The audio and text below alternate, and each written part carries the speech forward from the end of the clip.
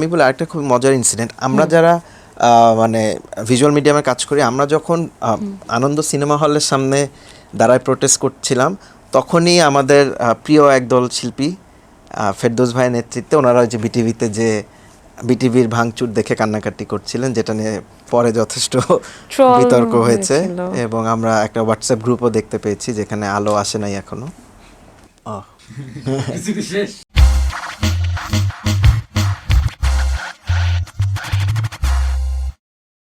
Hello everyone, আমি শাকিব ফাহাদ। আমি মূলত একজন অ্যাডভার্টাইজিং ফিল্ম মেকার। সো আমি আজকে আসছি এই যে সিনেটাতে সুন্দর করে কথা বলবো আমরা ইয়োনার সাথে।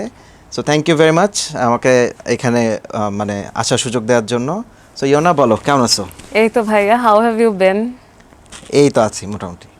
It's a really big pleasure for us to have you with us আজকে। Thank you.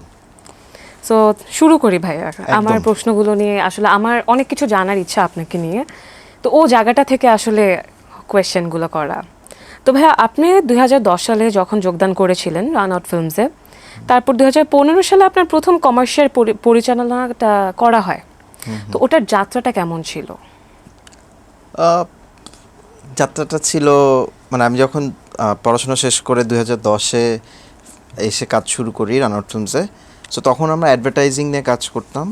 সো একদমই টিপিক্যাল মানে অ্যাসিস্ট্যান্ট ডিরেক্টর হিসেবে যা যা করা লাগে, একদমই গ্রাউন্ড ওয়ার্ক থেকে শুরু করে তারপর আস্তে আস্তে ক্রিয়েটিভ প্রসেসে ইনভলভ হওয়া অ্যান্ড পুরো ব্যাপারটা বুঝতে শেখা এবং প্র্যাকটিক্যালি আস্তে আস্তে আস্তে করতে করতে নিজের মধ্যে ধারণ করা।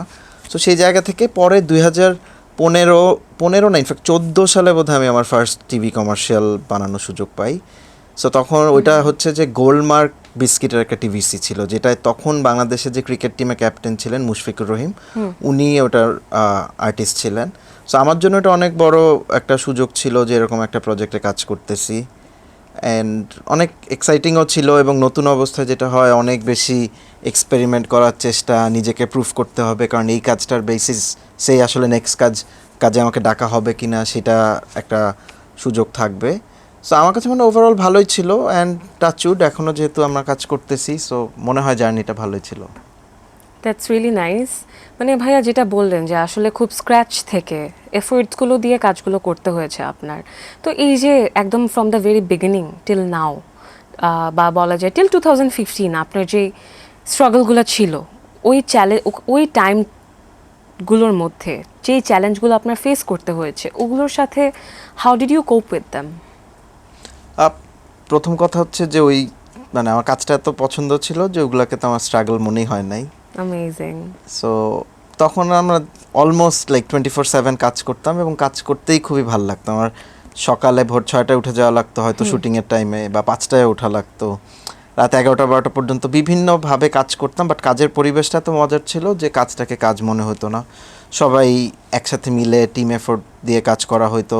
এর মধ্যে যে ভুলভ্রান্তি হতো না তা না, ভুলও হয়তো, বকাও খাইতাম, আবার শিখতাম, বাট ওভারঅল মানে মনে হয়তো নিজের ভিতর থেকে যে এটাই করতে চাই, সো এটাই করতে হবে, and there is no other option.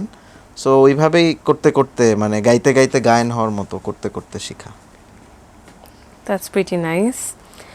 মানে এই জিনিসগুলো ভাই আপনি যে বললেন যে প্রোডাকশনে সবার মধ্যে একটা ইউনাইটি, এই জিনিসটা I think it's really important for people যারা আপনার আশেপাশে আছে, একসাথে কোপ করে নেওয়াটা। বিকজ না হলে আমার যেটা personally I think it's something that I think যে ওয়ার্কিং এনভায়রনমেন্টটা বা আশেপাশের মানুষগুলো যখন না আপন থাকে বা একটা হোমলি ফিল করায়, তখন it gets really easy for the one who's working. একদম এই জিনিসটা I think it's really important in every work field. হ্যাঁ, আর আরেকটা ব্যাপার হচ্ছে যে আমরা দিনের শেষে দেখা যে ফ্যামিলির সাথে কিন্তু আসলে দিনে 5 ঘন্টা বা 4 ঘন্টা সময় কাটানো হয়। আমরা we end up spending more time with our co-workers and colleagues at our professional field. So ওই জায়গাটায় আমার মনে হয় যে যদি কমফোর্টটা থাকে তখনই সবাই আরাম করে কাজটা করতে পারে। I heard something which is যে আপনি বলেছিলেন 23 বছর পর্যন্ত কোনো প্রচলিত চাকরি করবেন না। তো এই যে প্রচলিত চাকরির ব্যাপারটা বা আমরা যেটাকে বলি যে সোশ্যাল স্টিরিওটাইপগুলো, এটা ছাড়া জীবনযাপনের জন্য আপনার সবচেয়ে মানে এটা ছাড়া এক্সট্রা অর্ডিনারি কোনো পরিকল্পনা কি ছিল? না আমি যেটা বলেছিলাম 23 বছর পর্যন্ত চাকরি করব না, মানে আসলে তো আমরা 23-24 বছর পর্যন্ত পড়াশোনাই করি, সো তখন তো আর চাকরি করার কোনো সুযোগ নাই। আমার যতটুকু মনে হয়, আমার যেটা মাথায় ছিল যে কি করে বাকি সারা জীবনই চাকরি না করে, কাজ না করে কাটানো যায়। So Okay. সো সেইটাই আইডিয়া ছিল যে আমি যদি কোনোভাবে সারাদিন একটু মুভি দেখে তারপর একটু বই পড়ে, তখন আবার শাহবাগে অনেক বিশাল একটা মজার জায়গা ছিল আড্ডার, সো ওইখানে যে একটু কবি সাহিত্যিক এবং গুণীজনদের সাথে সময় কাটায় যদি আমার জীবন চলে যায় তাইলে খুব ভালো হবে। কিন্তু আনফর্চুনেটলি ওইটা আর হয় নাই। পরে তো আমি যে অ্যাডভার্টাইজিংয়ে কাজে ঢুকে যাই এবং কাজ করতে করতে মনে হয় যে আসলে লাইফে পারপাস তো থাকা দরকার, যে মানে ইফ ওয়ান হ্যাভ মানে একটা কোনো স্পেসিফিক টার্গেট থাকে বা গোল থাকে যে আমি এটা করতে চাই, then the whole journey becomes very easy. True. ভাইয়া বই পড়তে খুব ভালো লাগে না? বই পড়তে খুব ভালো লাগতো, ছোটবেলায় অনেক বই পড়া হইতো, বাট এখন আসলে সময়ের জন্য। খুবই কম পড়া হয়, বাট আমি আবার চেষ্টা করতেছি পড়ার। ফেভারিট রাইটার বা জনরা কোনটা ছিল? তখন তো আসলে আমরা সব ধরনের বই পড়তাম, এবং যেহেতু বাংলাদেশে ছিলাম আমাদের সবারই প্রথম পছন্দ ছিল হুমায়ুন আহমেদ। এটা ছাড়াও আমরা পশ্চিমবঙ্গের সমরেশ বলি, সুনীল গঙ্গোপাধ্যায়, বুদ্ধদেব, সবার বই পড়া হইতো। এটা ছাড়া আমার নিজের স্পেশালি খুব ভালো লাগতো হচ্ছে কিশোর ক্লাসিকগুলো, যেগুলো জুল ভার্নের ছিল সেগুলো আমরা পড়ার সুযোগ পাইতাম। সেবা প্রকাশনীর বইগুলা, প্লাস তিন গোয়েন্দা, মাসুদ রানা। এই তো মোটামুটি বাংলা বই বেশি পড়া হয়েছে, অ্যান্ড ইংলিশ আসলে একটু পরে যে পড়া হয়েছে। আমি সেবা প্রকাশনীটা হচ্ছে আমার কাছে যেটা মনে হয় আপনাদের জেনারেশন থেকে শুরু করে আমাদের জেনারেশন পর্যন্ত প্রত্যেকটা মানে স্টুডেন্টস বা কিশোর কিশোরী যারা তাদের লাইফে এটা একটা মেজর একটা পার্ট প্লে করে, সেবা প্রকাশনীর বইগুলো। সেবা প্রকাশনীর বই ইনফ্যাক্ট 70s থেকে, মানে মানে কাজী আনোয়ার হোসেন কিন্তু আমি ওনার একটা সিরিজ আছে কুয়াশা, যেটা হচ্ছে মাসুদ রানার প্রিডেসেসর। হ্যাঁ, তো ওইটা উনি 1966-এ লেখা শুরু করেন বোধহয়। সো মানে 1970 থেকে একদম এখন পর্যন্তই সেবা প্রকাশনী সবচেয়ে সুলভ মূল্যে আসলে বাঙালিদেরকে বিভিন্ন বই পড়ার সুযোগ দিচ্ছে, এবং ওয়েস্টার্ন বইগুলোকে ওরা সুন্দর করে অনুবাদ করেছে। তো আমার নিজেরও খুব ব্যক্তিগত জীবনে আমার মনে হয় ছোটবেলা থেকে বই পড়তে পছন্দ করতাম, তো সেবা প্রকাশনী যখনই দেখতাম কালেক্ট করার একটা চিন্তা মাথায় থাকতো। তোমার ফেভারিট রাইটার কে ছিল? আমার ছোটবেলা থেকে আই স্টার্টেড উইথ বিভূতিভূষণ। বাহ, চাঁদের পাহাড় দিয়ে। তো ওখান থেকে আমার ছোটবেলা থেকে I was so much into books. আমি ইট সাউন্ডস ভেরি ফানি, স্কুলে যাচ্ছি ব্যাগে একটা বই। বিভূতিভূষণ কিন্তু তখনকার টাইমে he was a very famous writer, and ওনার আমি ছোটবেলা থেকে ভূতের গল্প খুব পছন্দ করতাম।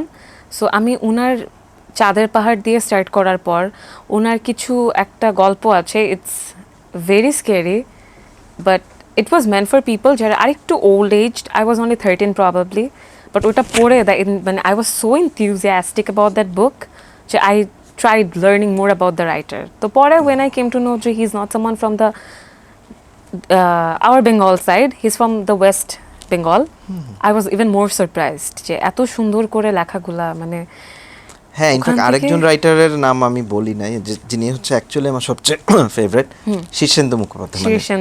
শীর্ষেন্দুর বই পড়তে আমাদের স্পেশালি কলেজ লাইফে সবাই দূরবীন পড়তো।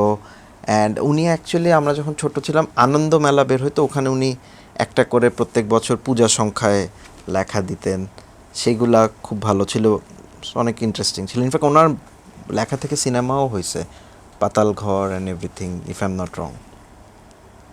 আসলে আমাদের জেনারেশনে যেটা হয় যে এখনকার মানুষজন বই পড়াটা একটু কাইন্ড অফ ভুলে যাচ্ছে। It's from my personal. না, ভুলে যাচ্ছে মানে কি, আমাদের ছোটবেলায় তো হোয়াটসঅ্যাপ ছিল না, ট্রু। সো বা ইনস্টাগ্রামে এত রিল দেখতে হইতো না, এই জন্য পড়তাম। এখন তো আমরাও রিল দেখি, সো মানে এখন যেটা হয় we have our device, laptop আছে, একটা পিডিএফ ফোল্ডার ডাউনলোড করে বইটা পড়ে ফেললাম।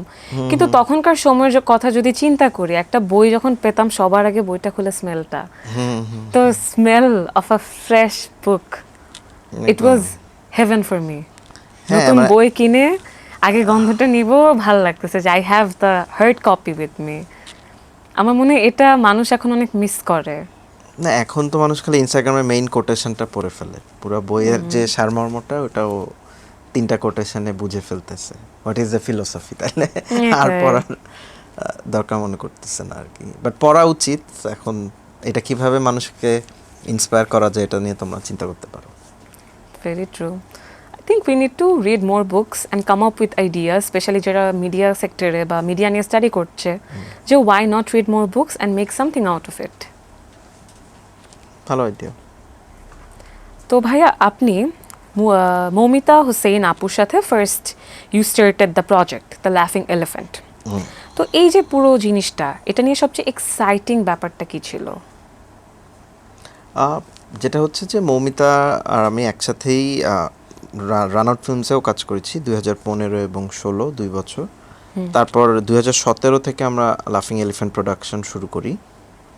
সো এক্সাইটিং ছিল যে কোনো নতুন কিছু শুরু করার যেই ব্যাপারটা, অনেক ভুল ছিল, অনেক স্ট্রাগল ছিল, চ্যালেঞ্জ ছিল, আবার এর মধ্যে ছোট ছোট আনন্দও ছিল। যে আমার মনে আছে আমরা বোধহয় প্রথম বের হওয়ার পরই একটা মানে রবি ব্র্যান্ডের কাজ করি, এবং that actually helped us to survive for the next 2 or 3 months financially. So তখন আমরা আস্তে আস্তে অফিসটা গুছাই, টিম মেম্বারদের আরও অনবোর্ড করি, তারপরই বোধহয় আরেকটা আমরা তখন জিএসকের কাজ করি, হরলিক্সের, থ্যাঙ্কস টু শারমিন রহমান, উনি তখন ছিলেন এশিয়াটিকে। সো দ্যাট অলসো দেন আমাদের ওটা আবার পরের 2 মাসের জন্য আমাদেরকে সিকিউরিটি দেয় to try out and make mistakes and still be afloat. So ওইটাই তো মানে জিনিসটা, যেটা হচ্ছে যে একদমই নিজে থেকে কিছু শুরু করা। যেমন তোমরা এই যে যখন যেই সিনেটা, এই ক্লাবটা যখন কেউ শুরু করছে, ওর ভিতরে একটা ইমোশন আছে, এটার মধ্যে হয়তো অনেক কিছু ভুল আছে, অনেক কিছু ঠিক আছে, বাট দিনের শেষে it's an organization, it's a part of you. So ওই জায়গাটাই যে এখন if I stand on my feet বা আমি যেখানেই যাই, আমি চাই যে আমার চেয়েও যেন মানুষ আসলে যদি লাফিং এলিফ্যান্টকে চিনে বা ওকে নিয়ে ভালো কথা বলে, তখন ভাল লাগে। অ্যান্ড আশা করতেছি যে এটা নিয়ে আমরা যদি সামনে আরেকটু কাজ করতে পারি তাহলে ভালো হবে। That's really nice. এই যে এই কথাগুলো ভাইয়া, যে কথাটা আপনি বললেন যে to inspire other people from your hard work, it's gonna work kind of একটা মোটিভেশনের মতো। কিন্তু আমি এবং আমার সহকর্মী যারা আছে, যে আপনি যেটা বললেন যে অনেক স্ট্রাগল, অনেক কিছু এফোর্টস দিয়ে জিনিসটাকে আগাতে হয়েছে, but end of the day that's the main thing, the success is what makes you you. তো আমাদের জন্য মানে উই স্টার্টেড সিনেটা, আমাদের অ্যাডভাইজার মোহাম্মদ ফাহাদ হোসেন ফরহাদ ভাইয়া। তো ভাইয়া যে আমাদের সাথে নেই, ইটস বেসিক্যালি ভাইয়াজ আইডিয়া, অ্যান্ড উনি খুব মানে এই ব্যাপারটা নেই বলতে কি বুঝাচ্ছ? নেই as in ভাইয়া is alive, but because of his other works he could not be present আজকে। ঠিক আছে, থ্যাংক গড। আচ্ছা, I'm sorry, but yeah, ভাইয়া is alive. ওকে, অ্যালাইভ থাকাই important, nothing else matters. True. Especially I think after the recent days আমরা যে জিনিসগুলো দেখলাম, তারপর মানে আমি ঘুরে ফিরে একটা কথাই বলি, শুকরিয়া আল্লাহর দরবারে যে বেঁচে আছি। I could have been Abu সাইদের জায়গায় বা মুগ্ধর জায়গায়।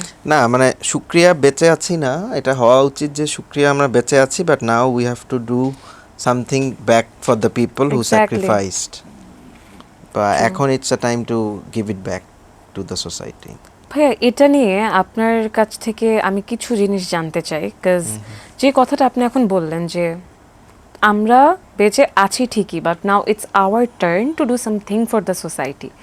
বিকজ দেশটা যেহেতু বলছি আমরা যে আমরা স্বাধীন করেছি, স্বাধীন করে দিয়ে রেখে দিলে তো হচ্ছে না। আচ্ছা, না এই ব্যাপারে আমার যেটা মতামত, স্বাধীন করেছি এই কথাটা একটু মানে আই ডিসএগ্রি। মানে স্বাধীনতা তো 71-এই পাইছি, বাট ওকে আমরা মানে এতদিন বাক স্বাধীনতা পাই নাই, বা একটা এমন একটা কি বলে গণতান্ত্রিক চর্চায় ছিলাম যেটা সঠিক গণতন্ত্রের চর্চা ছিল না। তো সেই জায়গা থেকে আমরা এখন মুক্ত হয়েছি। এখন উই ক্যান স্পিক আপ, মানে we can take a stand. এখন হয়তো আমরা চেষ্টা করবো আইনের শাসন প্রতিষ্ঠা করার, এবং যাতে অ্যাকচুয়ালি আগে যেটা মেইন প্রবলেম ছিল যে কারো অধিকারের মানে অ্যাকচুয়ালি মানুষের অধিকার হরণ হচ্ছিল। আমরা যদি প্রত্যেকটা নাগরিকের জাস্ট অধিকার নিশ্চিত করতে পারি তাহলে ইটস গুড এনাফ, আর তো কিছু লাগবে না, যদি কারোর সাথে অন্যায় না হয়। That's very true.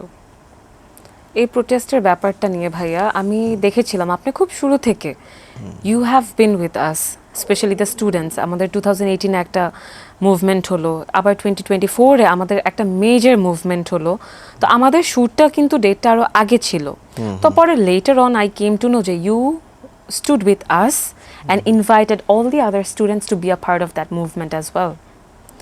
অলরেডি তো স্টুডেন্টরাই মুভমেন্ট করছিল বা সবাই রাস্তায় ছিল, আমি তো আর কাউকে ইনভাইট করিনি। আমার নিজের মনে হয়েছে যে আমার এখানে ওদের সাথে দাঁড়ানো উচিত, আমরা তখন I just went there and participated. So এতে পুরাটাই স্টুডেন্টরাই শুরু করছে, স্টুডেন্টদেরই মুভমেন্ট। বাট আপনাদের মতো মানুষগুলোর জন্য কিন্তু আমরা সাহস পেয়েছি ভাইয়া। একটা ব্যাকবোন বা একটা পুশ থাকে না, যে করব, যাব কি যাব না, একটা ইনডিসাইসিভ একটা সিচুয়েশনে যখন থাকি, তখন হুট করে যখন দেখি যে না এরকম একটা মানুষ যখন বলছে যে না পারবো, তাহলে কেন যাব না। এখানে I have a big salute to you for motivating us directly or indirectly. It helped us really a lot. Thank you. না, বাট আমার কাছে মনে হয় যে আমরা কেউই, মানে স্পেশালি ব্যক্তি হিসেবে তো আমার কোনোই পাওয়ার নাই আরেকজনকে ইন্সপায়ার করার। এটা হচ্ছে আমরা সবাই কালেকটিভলি যখন মনে হয়েছে যে there is something wrong going on and we should stand against ইট, আমার মনে হয় সমাজে সবাই নিজের জায়গা থেকে যখন ভয়েস রেইজ করছে, তখন কালেকটিভ ভয়েসটাই আসলে ইম্প্যাক্ট ফেলছে। আমরা একা একা কেউ কিছু করলেই হইতো না। সো এটার ক্রেডিট আসলে পুরা সমাজের সবারই। দ্যাটস ভেরি ট্রু ভাইয়া। আমাদের এই প্রোটেস্টটা চলার সময় ইন্ডাস্ট্রিয়াল একটা মুভমেন্ট হয়েছিল। আই থিঙ্ক মুভি ইন্ডাস্ট্রি থেকে যারা আছে, they also stood for the students. যে যতটুকু পেরেছে সবার ভয়েস রেজ করেছে, they tried being there for us. ওরা স্টুডেন্টদেরকে নিয়ে, বিকজ তখন ভাইয়া সিচুয়েশনটা এমন ছিল যে কেউ একটা কথা বলতে গেলেও দুইবার চিন্তা করছে যে এটার আউটকামটা কি হতে পারে বা হোয়াটস গোনা বি দ্য কনসিকুয়েন্সেস। আমি না হয় ওদেরকে নিয়ে দুটা কথা বললাম, বাট হোয়াট ইফ ইট ব্যাকফায়ার্স। একদমই। এই চিন্তাটা কি কখনো এসেছিল মাথায় বা না, এটা আমার মনে আছে যে আমরা তখন আমরা তো 18 তারিখ পর্যন্ত সবাই ফেসবুকে আমরা মানে প্রোটেস্ট করছিল। আমি একদিন শাহবাগে গিয়েছিলাম, বাট 18 তারিখ রাতে সম্ভবত ইন্টারনেট অফ করে দেওয়া হয়, if I am not wrong. মানে ডেটা তো আগেই বন্ধ ছিল, ওয়াইফাইও বন্ধ করে দেওয়া হয়। অ্যান্ড পরে তো মানে উই ওয়ার ইন ডার্ক যে আসলে কি হচ্ছে। পরে হয়তো আরও 5-6 দিন পর যখন ইন্টারনেট ফেরত আসলো, অ্যান্ড আমরা দেখলাম যে টিভিতেও কীরকম প্রপাগান্ডাই চলতেছে যে এভরিথিং ইজ অল রাইট, মানে মানুষের প্রাণ যাচ্ছে সেটা নিয়ে কোনো কথা হচ্ছে না, শুধুমাত্র বিটিভিতে একটু ধ্বংস হয়েছে, মেট্রো রেলে প্রবলেম হয়েছে, সেগুলো নিয়ে নিউজ হচ্ছে। সো দ্যাট অ্যাকচুয়ালি মানে আমাদেরকে আরও রেডি করছে যে না, we have to speak up. তো সেই জায়গা থেকে আমার কাছে মনে হয় যে দেন আমরা প্রথম দেখতে পাই বোধহয় জাহাঙ্গীরনগর এবং বুয়েটের টিচাররা, ওনারা দে স্টার্টেড আ র্যালি এবং stood for the students. And তারপর বোধহয় হাইকোর্টে যেহেতু অনেক কেস যাচ্ছিল, ওখানকার আইনজীবীরাও একটা স্ট্যান্ড নেন। অ্যান্ড দেন আমার কাছে মনে হয় আমাদের যারা ভিজুয়াল মিডিয়ামে কাজ করে সব আর্টিস্টরা মিলে আমরা ডিসাইড করি যে 1 অগাস্ট, মানে যেটাকে আমরা তখন বলছিলাম 32শে জুলাই আর কি, 31শে জুলাইয়ের পরে। সো ওই দিন আমাদের প্ল্যান ছিল যে আমরা সংসদ ভবনের সামনে যে দাঁড়াবো এবং একটা প্রোটেস্ট করব। সো ওই দিন পরে ওখানে যাওয়ার পর দেখলাম যে ওখানে পুলিশ আমাদের দাঁড়াতে দিচ্ছিল না, বলছে যে এখানে আপনাদের পারমিশন নাই। দেন আমরা সবাই মিলে আনন্দ সিনেমা হলের সামনে ফার্ম গেটে, ওইখানে হচ্ছে আমরা সবাই মিলে স্ট্যান্ডটা নেই, প্রোটেস্ট করি।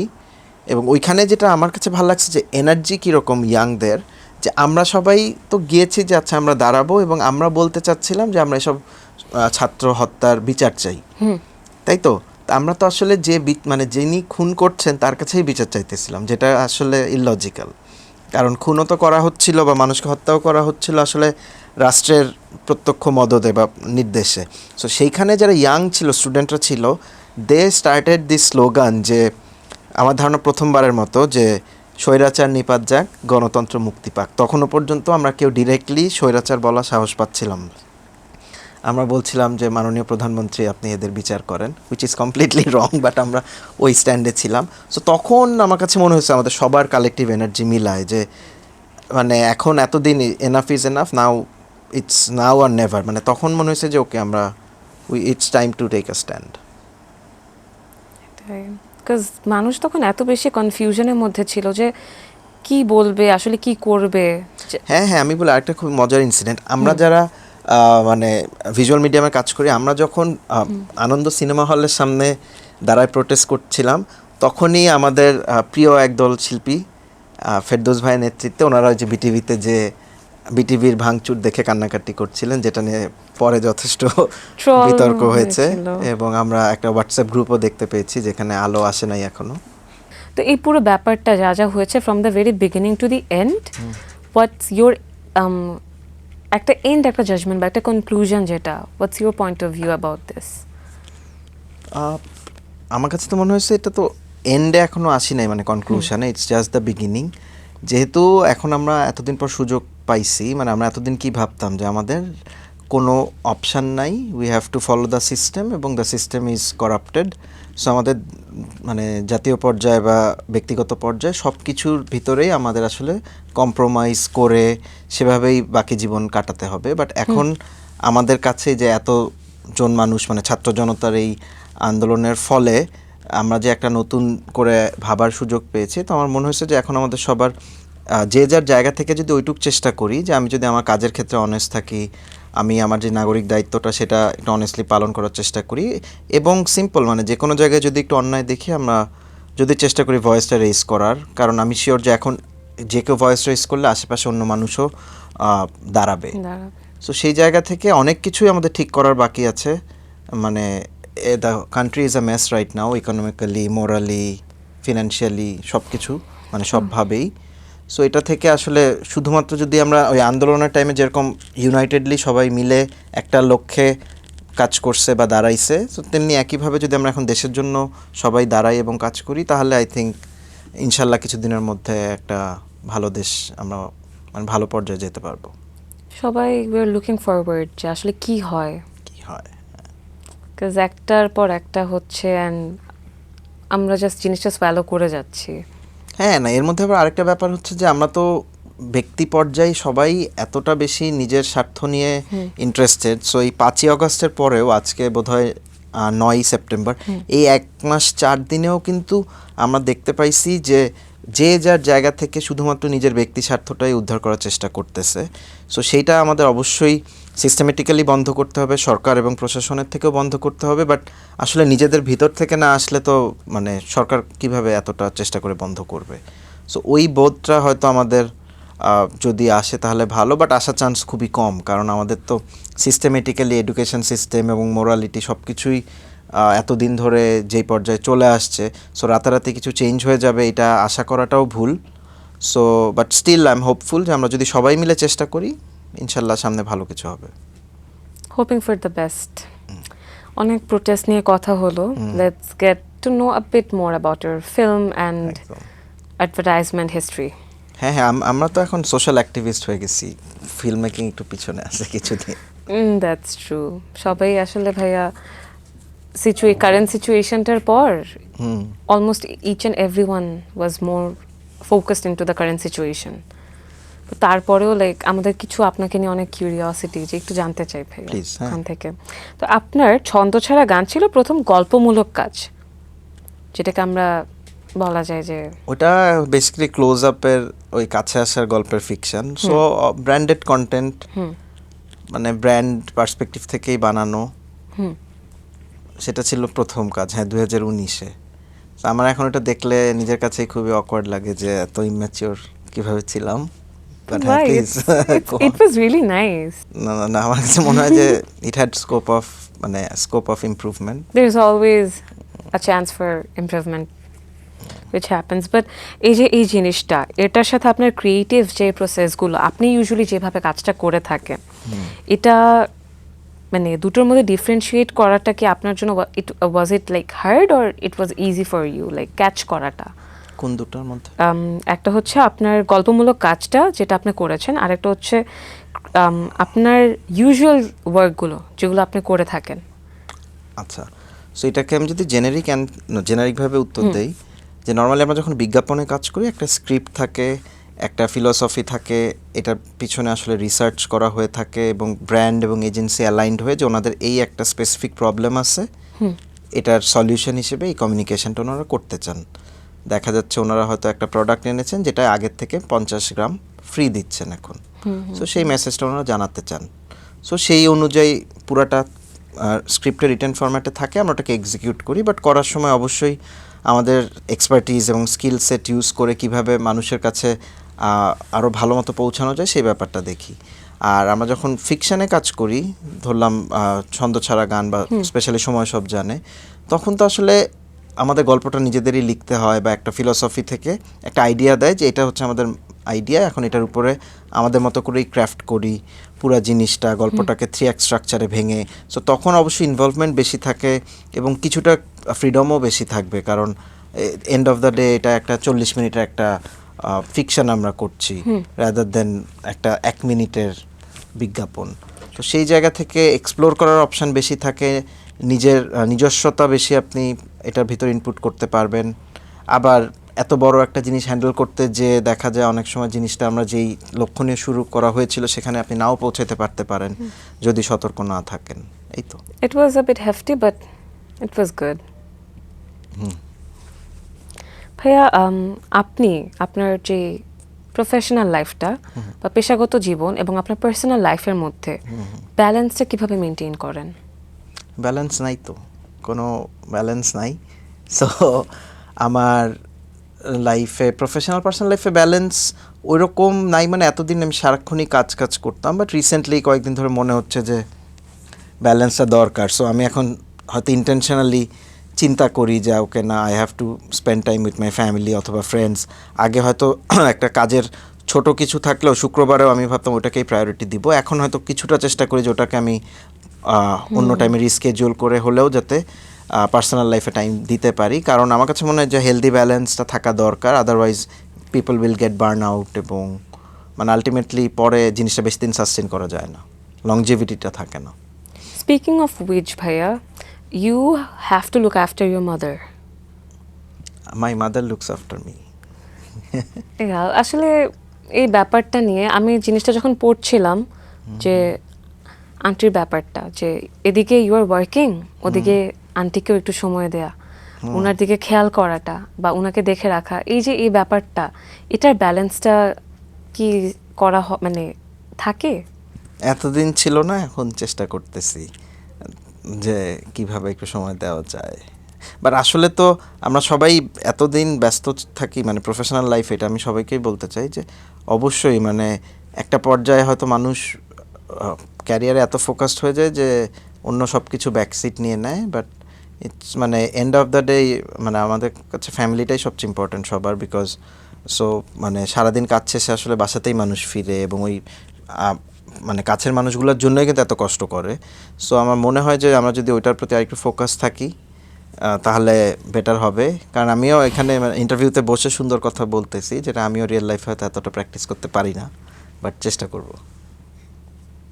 We will take that as a big note for all of us. একদম। In future যখন কাজ করতে যাব এই কথাটাও মাথায় রেখে কাজগুলো করব। হ্যাঁ, ফিউচার লাগবে না, তোমরা তো এখনও নিশ্চয়ই ফ্রেন্ডদের সাথেই আড্ডা দাও বেশি, বাসায় তো একটু কমই যাও, রাত 10টার আগে তো যাও না। আচ্ছা ভাইয়া, আপনার from the very beginning till now একটা ছোট্ট একটা সামারি কি দেওয়া যাবে অ্যাবাউট ইউর ওয়ার্ক লাইফ? এতদিন আমার কাছে মনে হচ্ছে যে আমি যেহেতু কমার্শিয়াল নিয়ে কাজ করছি, সো আমি যে কোনো ব্র্যান্ডের গাইডলাইন ফলো করে আমরা কমিউনিকেশনটা কীভাবে মানুষের কাছে পৌঁছায় দেওয়া যায় সেটা নিয়ে কাজ করছি। বাট ইনিশিয়ালি স্টার্টিং পয়েন্ট তো ছিল যে আসলে ফিল্ম মেকিং করতে চাই বা নিজেদের গল্প বলতে চাই, সেটা একটু কম হয়েছে এই কয়েকদিন। বাট এখন আসলে চেষ্টা করতেছি যে আসলে নিজেদের গল্পটা যদি আমরা নিজের যে থটটা আছে সেটা যদি আমরা একটা সিনেমা বলি বা ওটিটি মানে ওটিটি প্ল্যাটফর্মে লং ফরম্যাট কন্টেন্ট বলি, যে কোনোভাবে মানুষের কাছে পৌঁছানো যায়।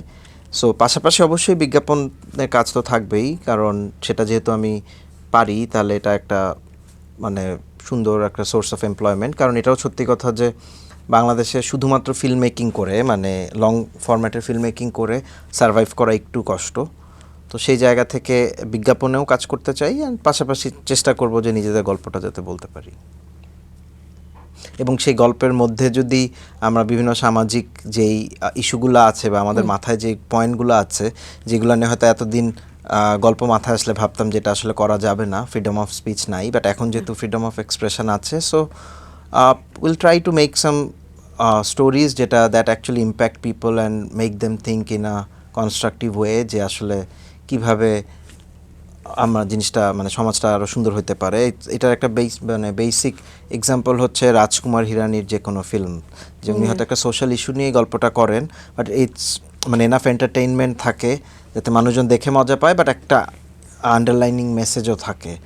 সো এই দুটার মিক্স যদি করা যায় then it's the best combination. Rajkumar হিরানির ওনার মোস্ট অফ দ্য ফিল্ম নিয়ে যেটা আমি শুনেছিলাম যে he was getting pressure from the higher ups, যে এটা যেমন পিকে মুভিটা নিয়ে রিলিজিয়নের ব্যাপারটা, the way he portrait the entire thing about মানুষের কুসংস্কারিক চিন্তা ভাবনাগুলো, তারপর এই যে ধর্মের নামে হচ্ছে অপব্যবহারগুলো, এগুলো নিয়ে কিন্তু ফার্স্টে তাকে শুনলাম যে অনেক প্রেশার দিচ্ছিল to shut down the film. In fact ইন্ডিয়াতে যে ফেমাস অ্যাওয়ার্ড শোগুলো হয়, ফিল্ম ফেয়ার হয়, বেস্ট টিভি অ্যাওয়ার্ড হয়, ওখানে একটাতেও I was surprise to see যে হি ওয়াজ নট নমিনেটেড। তাই কি? ইয়া, অ্যান্ড এটা নিয়ে পেপারে, তো আমি খুব পেপার পড়তাম ছোটবেলায়, তো আমি দেখলাম যে ফিল্ম ফেয়ার অ্যাওয়ার্ডসে একটা গানের জন্য তাকে কোনো নমিনি দেওয়া হয়নি। আচ্ছা, হ্যাঁ, এখন গানের জন্য নমিনেশন নাই দিতে পারে, আমার ধারণা গল্প বা গল্পটা গান সহ কিছু তো পাইনি। আচ্ছা, এখন এটা আসলে আমি ঠিক জানি না, কারণ যা মানে হয়তো এমন হতে পারে, আমার এই মুহূর্তে মনে পড়ছে না যে ওই বছর আসলে অন্য কোন 5টা ছবি নমিনেশন পেয়েছিল, সেগুলো হয়তো আরও ভালো ছবিও হতে পারে, আমার যেহেতু এই মুহূর্তে মনে নেই। বাট ডেফিনেটলি মানে যেটা পয়েন্ট তুমি রেজ করলে, যে যখন ইউর মানে মেকিং আ স্টেটমেন্ট, তখন তো আসলে যারা পাওয়ার অফ পজিশন মানে পজিশন অফ পাওয়ারে আছে তারা একটু আনকমফর্টেবল হয়েই যায়। বাট ওইটাও ঠিক যায়, what is the purpose of art? It's to make people uncomfortable এবং raise the uncomfortable questions so that the life becomes comfortable for the mass people. So সেই জায়গা থেকে যেমন বাংলাদেশেও যদি আমি খুব ছোট করে বলি, আশফাক নিপুণ যখন হইচইয়ের জন্য মহানগর সিরিজটা বানিয়েছিলেন, ওনাকেও আমি শুনেছি যে বেশ একটা উপর মহলের চাপের ভিতর থেকে যেতে হয়েছে, but thankfully he stood his ground, এবং সেই জন্য আমরা এরকম একটা ইন্টারেস্টিং কন্টেন্ট দেখতে পেয়েছি যেটা রিয়ালিটিটাকেও পোর্ট্রে করেছে। এক্স্যাক্টলি, এটা আই থিঙ্ক ভাই it's a very important thing, যে নিজের যে ডিসিশনটা বা নিজের যে থিওরিটা ওটার সাথে স্টাক থাকা, যে হ্যাঁ একটু প্রেশার আসতেই পারে, থিংস মাইট হ্যাপেন, বাট আমি আমার জায়গায় let's stay firm with my decision, my work. না, it's easier to say, but করাটা কঠিন। হ্যাঁ, বাট কয়েকজন মানুষই করতে পারেন, specially in a country like this. ভাইয়া, আমাদের সাথে কি আপনি এমন কিছু মুহূর্ত বা something which is very memorable, আপনার লাফিং এলিফ্যান্টের টিমের সাথে কাজ করা, যেটা নাকি আপনি আমাদের সাথে একটু শেয়ার করতে চান? It's might be fun or something sad, anything. মানে আমার কাছে মনে হচ্ছে যে কমার্শিয়ালে কাজ তো আমরা করছি, সেটা ঠিক আছে, বাট আমরা সবাই মিলে একসাথে যখন ফিকশনটায় কাজ করেছিলাম, এই যে সময় সব জানে, সো ওই জায়গাটায় ওইটার এক্সপিরিয়েন্স খুবই ভালো ছিল। আমরা অ্যাজ এ টিম, খুবই ইয়াং টিম ছিল, বাট সবাই ডেডিকেটেড ছিল। ইনফ্যাক্ট এই যে সিনেটার যে হোসেন আছে, ও মনে আছে যে ওকে আমি এরকম রাত 2টার সময় পাঠাইতাম, মানে ভয়েস নোট পাঠাইতাম হোয়াটসঅ্যাপে, যে এটা আমাকে এখন টাইপ করে দাও। তো আমাদের স্ক্রিপ্টটা ও তখন সারা রাত ধরে এরকম টাইপ করতে, এবং রাত 2:30, 3টা, 4টাও বাজতো। সো তারপর আমরা অনেক দূরে গাজীপুরে যে শুটিং করছি, এবং আমরা 20 বছরের মধ্যে প্রথম কোনো ফিকশনের শুটিং বুয়েট ক্যাম্পাসে হয়েছে। তো আমরা বুয়েটের ভিতর পারমিশন নিয়ে শুটিং করছি, এবং এটার পরে এটা নিয়েও বলে কন্ট্রোভার্সি হয়েছে যে বুয়েটে শুটিং করা গল্পে এরকম জিনিস কেন দেখানো হয়েছে। বাট ইয়া, ওভারঅল এক্সপিরিয়েন্সটা মজার ছিল, এবং আরও পরে ভালো লাগছে যে যেহেতু সবাই তো মানে সবসময় আমরা একই লেভেলে পরিশ্রমই করি, যখন জিনিসটা আসলে মানুষের সাথে কানেক্ট করে, তখন মনে হয় যে আচ্ছা, পরিশ্রমটা সার্থক ছিল। তো ভাই, আপনার সময় সব জানে যেটার কথা আপনি বললেন, এই পুরো জিনিসটা নিয়ে আপনার একটি, it's a very notable project আপনার। তো এটার যে মানে এটি ডিরেক্ট করার সময় আপনি কোন চ্যালেঞ্জগুলো ফেস করেছিলেন? যেমন একটা আপনি মেনশন করলেন যে বুয়েটের কন্ট্রোভার্সির ব্যাপারটা, ওটা তো আসলে বানানোর সময় ফেস করিনি, ওটা তো রিলিজের পরে। তো বানানোর সময় কোন ব্যাপারগুলো ভাইয়া আপনার একটু ফেস করতে হয়েছে, আপনার কাছে মনে হয়েছে যে এটা একটু হ্যাসেল হয়ে যাচ্ছে আপনার জন্য? আমার কাছে মনে হয় বানানোর সময় আসলে কোনো চ্যালেঞ্জ ফেস করতে হয় না। আমাদের পুরা ভালো টিম এফোর্ট ছিল, এবং পুরাটা প্ল্যান করা ছিল, এবং সেভাবেই আমরা এক্সিকিউট করছি। এবং আমাদের দুজন আর্টিস্ট ছিলেন যারাও তখন তুলনামূলক নতুন ছিলেন, ওনারাও ওনাদের 100% এফোর্ট দিয়েছেন। সো আমার কাছে মনে হচ্ছে সবাই মিলেই কাজটা করার সময় সুন্দরভাবেই কাজটা শেষ করা হয়েছিল। জাস্ট ব্যাক অফ মাইন্ডে এটা ছিল যে যেহেতু আমরা একটা সোশ্যাল ট্যাবু টপিক নিয়ে কাজ করছিলাম, যে আমরা কি বলে প্রি ম্যারিটাল প্রেগনেন্সি নিয়ে কাজ করছিলাম, সো ওই সেন্সিটিভ টপিকটাকে আমরা কিভাবে মানুষের কাছে পৌঁছাতে পারি যাতে অ্যাকচুয়ালি মানুষ রিয়েল মানে যেটার পিছনে রিয়েল ইন্টেনশনটার সাথে কানেক্ট করে রাদার দেন সারফেস লেভেলে ও যা দেখতেছে। অ্যান্ড হোপফুলি আমার কাছে পরে মনে হয়েছে যে থ্যাঙ্কফুলি মানুষজন আসলে ওই ইন্টেনশনটার সাথে কানেক্ট করছে। So it's all good. সময় সব জানে it was a very big project, but এখানে আপনি যে জিনিসটা পোট্রে করেছেন রিগার্ডিং সেক্স এডুকেশন বা misleading few informations to kids বা টিনেজার্স, যার কারণে অনেক কিছু অকার হচ্ছে, অনেক কিছু হয়ে যাচ্ছে which ultimately leads to a really bad situation. So এটা নিয়ে আপনি যখন কাজ করেছেন তখন what was the reaction from the audience? Audience আসলে খুবই পজিটিভভাবে জিনিসটা নিয়েছিল, কারণ আমাদের ব্যাক অফ দ্য মাইন্ডে যেটা কাজ করছিল যে আমাদের আসলে ক্লাস 12 পর্যন্ত আমাদের কারিকুলামের ভিতর কোথাওই সেক্স এডুকেশন এই চ্যাপ্টারটা নেই। সো এটা আসলে আমাদের উচিত নেক্সট টাইম থেকে, বা এখন যেহেতু একটা আমরা পজিটিভ চেঞ্জের ভিতর দিয়ে যাচ্ছি, যাতে করে আমাদের এডুকেশন সিস্টেমে বা কারিকুলামের ভিতরে এটা ইনক্লুড করা হয়, সেটা আমাদের ব্যাক অফ মাইন্ডে ছিল। এবং মানুষজন আসলে আমাদের ইন্টেনশনটা বুঝতে পেরেছিল যে গল্পটা আমরা কোন জায়গা থেকে লিখেছি, রাদার দেন মানে সারফেস লেভেলে যে সেন্সেশনালিজম ছিল সেটা ভেদ করেও আসলে ভিতরের ইন্টেনশনটার সাথেই কানেক্ট করেছিল। সো দ্যাট ওয়াজ মানে খুবই হার্টেনিং যে আসলে বাংলাদেশের অডিয়েন্সকে তখন মনে হচ্ছে যে কেউ যদি প্রপারলি একদম অনেস্টভাবে গল্পটা বলে, দে অ্যাকচুয়ালি মানে গেট দ্য মেসেজ। তাই বাংলাদেশের sex education should be more prioritised, at least for the sake of the kids, যারা নাকি বড় হচ্ছে এবং অনেকেই অনেক সার্টেন বাউন্ডারিজ সম্পর্কে জানে না। এই সম্পর্কে কি ভাই আপনার কোনো মতামত আছে অ্যাবাউট দ্য পার্ট যে war Bangladesh should also have a certain section or a certain book regarding sex education for the next generation? Because আমরা তো মিস করেছি ভাইয়া, আমরা অনেক কিছু আমরা জানতে পারিনি, অনেক কিছু শিখতে পারিনি, ফিল্মেও তেমন একটা এই জিনিসগুলো পোট্রে করা হয়নি। আপনাদের জেনারেশন থেকে যেটা হলো যে কিছু ফিল্মের থ্রুতে আমরা আস্তে আস্তে অনেক কিছু জানতে পারলাম, শিখতে পারলাম। একটা সোশ্যাল ট্যাবু, এটাকে কেন ট্যাবু বলা হচ্ছে? when it's an accident, it's something which should not be a taboo. তো এই ব্যাপারগুলো নিয়ে do you have any advice towards the next generation? আমার কাছে মনে হয় যেটা যে ডেফিনেটলি তুমি যেটা বললে যে এই টপিকটা আমাদের ইনক্লুড করা উচিত। এবং ইনফ্যাক্ট ইন্ডিয়াতেও কিন্তু একটা খুব সুন্দর কাজ হয়েছে কিছুদিন আগেই, এই যে অ্যাডোলেসেন্ট এইজের সেক্স এডুকেশন নিয়ে, যেটা সিনেমাটার নাম হচ্ছে OMG2, ও মাই গড 2। সো সেরকমভাবে আমরা সিনেমার মাধ্যমে বা গল্পের মাধ্যমে অবশ্যই অডিয়েন্সকে মেসেজ দিতে পারি, বাট আসলে তো প্রপারলি মেসেজটা পাবে বা ওর জীবনযাত্রায় ও আসলে জিনিসটা কেউ তখনই নিতে পারবে যখন ওর অ্যাকচুয়ালি পড়াশোনার মাধ্যমে মানে স্কুলেই এডুকেশন সিস্টেমের ভিতরেই জিনিসটা আছে। সো আমি আশা করতেছি যে ভবিষ্যতে বা খুবই তাড়াতাড়ি যদি আমরা সেটা নিয়ে কাজ করতে পারি, এবং আমি কি বলে কর্তৃপক্ষের দৃষ্টি আকর্ষণ করতে চাই যারা এটা দায়িত্বে আছে, তারা যেন এইটা নিয়ে তাদের নেক্সট কারিকুলামে ইনক্লুড করেন। যেমন OMG2 মুভিটার কথা যে আপনি মেনশন করলেন, এখানে ভাইয়া খুব মেজর একটা জিনিস which inspired I think teenager থেকে শুরু করে যারা আর্লি 20s আছে, যে ছেলেটার সাথে যখন ইনসিডেন্টটা হয় অ্যান্ড এক একটা জায়গায় গিয়েও এক একটা ধাক্কা খায়, তখন ওর ব্যাকবোন হয়ে দাঁড়ায় হিজ ওন ফাদার। বাট আজকে if the same thing happens বাংলাদেশে কোনো একটা ছেলের সাথে, it's gonna be either a meme or a social media troll. একদম এটা নিয়ে কিন্তু neither his parents neither his friends are gonna stand.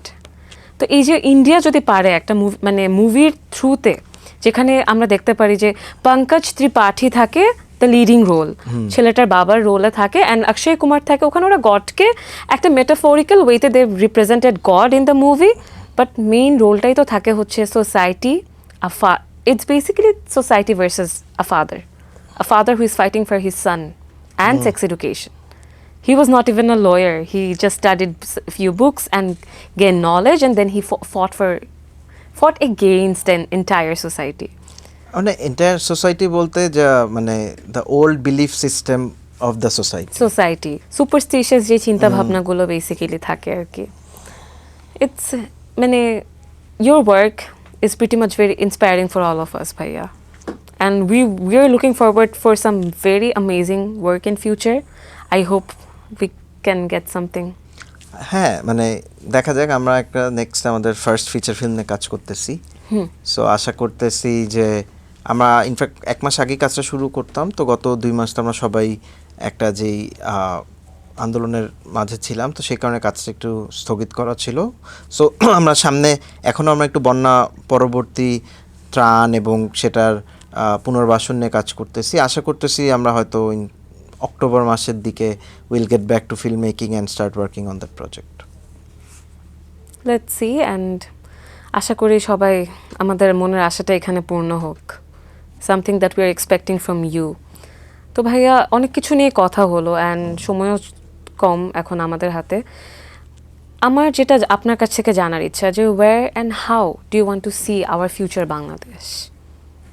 Future Bangladesh আমি তো যেটা দেখতে চাই, আমি একটু আগেও বলেছি যে যেখানে এমন একটা বাংলাদেশ যদি আমরা নিশ্চিত করতে পারি যেখানে নাগরিক অধিকার আছে এবং কারোর সাথে অন্যায় হচ্ছে না, তাহলেই হবে। মানে কারণ এই দুটাই হচ্ছে মেইন বেসিস, যে সবাই যদি যে যার অধিকারটা বুঝে পায় এবং কারোর সাথে যদি কোনো অন্যায় হয় সেটা সুষ্ঠু বিচার হয়, তাহলে আসলে ভবিষ্যতে আর অন্যায়টাও হবে না।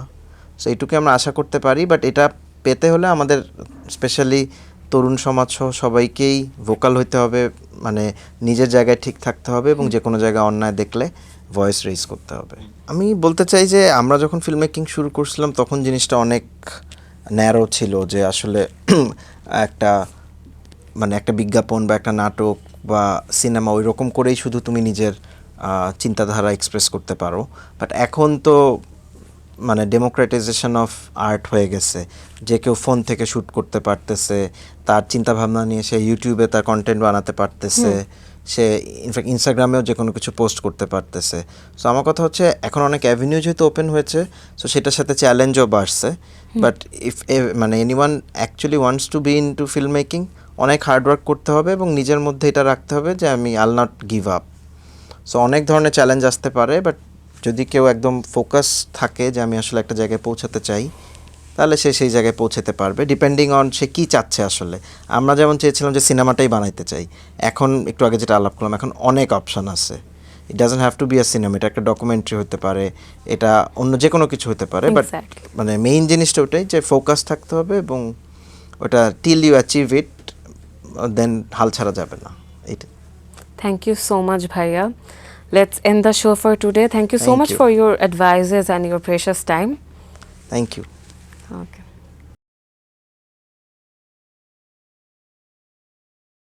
কোনো সময়ে যেই পরিমাণ হচ্ছে যে আমরা কম্পিটিশন বেড়ে গেছে, তো সেক্ষেত্রে একটা মানুষ জাস্ট একটা বিষয়ে ফোকাস থাকতে পারে, একটা স্কিল সেট থাকতে পারে, প্লাস তার সাথে সাথে আনুষঙ্গিক আরও দুই একটা বিষয় থাকলে এটা তার জন্য বেটার হয়। সো এই ক্ষেত্রে আমি যদি বলি প্রফেশনাল ক্ষেত্রে এটা আসলে লাইক আমি হয়তো